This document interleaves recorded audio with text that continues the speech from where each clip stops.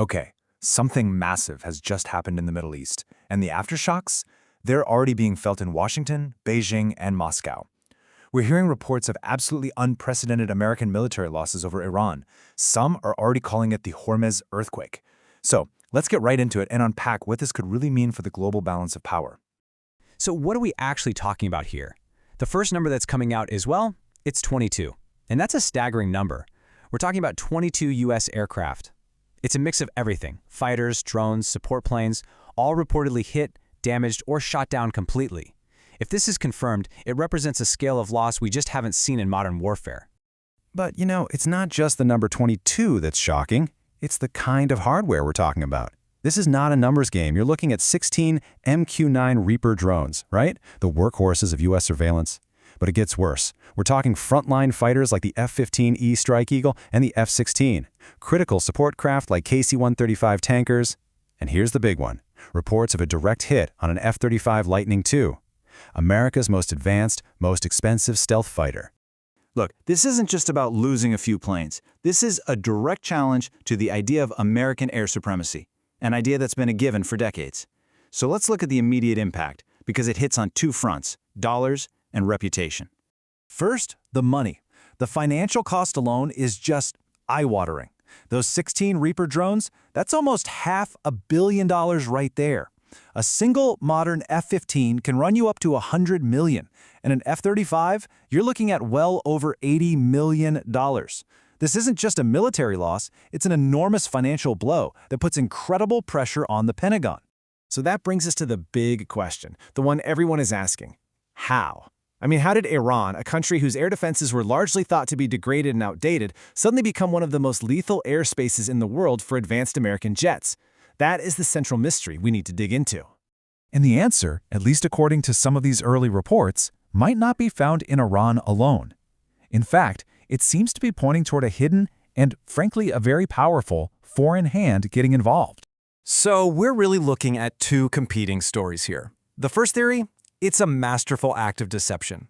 Did Iran play possum? Did they intentionally sacrifice their older systems, baiting U.S. jets into a false sense of security, only to spring a trap with their most lethal hidden defenses?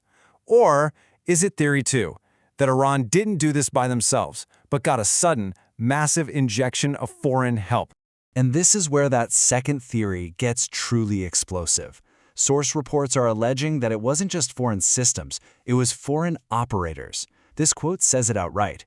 Engineers and soldiers from the Chinese army are the ones operating the air defense platforms and systems inside Iran.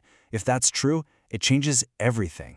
So let's say China and Russia are involved. What's the end game? Well, according to the source material, it's not about helping Iran win an outright war. The goal is much more strategic. It's about prolonging the fight. The playbook is to turn Iran into a quagmire for the United States, to bleed American resources, to cause maximum economic pain, and maybe, most importantly, to absolutely shatter the global reputation of U.S. military power. It's a classic war of attrition.